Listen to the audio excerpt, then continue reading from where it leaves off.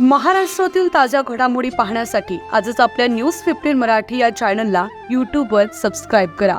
तसेच इंस्टाग्राम आणि ट्विटरवर फॉलो करायला विसरू नका. न्यूज 15 मराठी, आवाज जनसामान्यांचा. काल काही वृत्तपत्रामध्ये व वृत्तवाहिन्यांमध्ये एक बातमी प्रसारित झाली. महाराष्ट्राच्या लातूर जिल्ह्यामध्ये तळेगाव नावाच्या गावामधील शेतकऱ्यांना वक्फ बोर्डाने नोटिसा पाठवल्या व त्यांच्या जमिनीवर वक्फ बोर्डाने दावा दिला.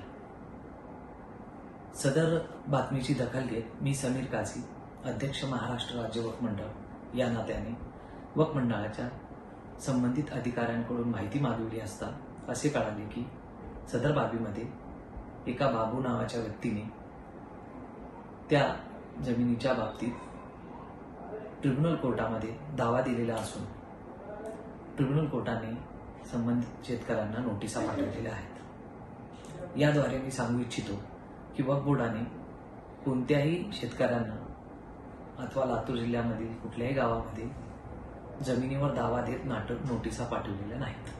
धन्यवाद.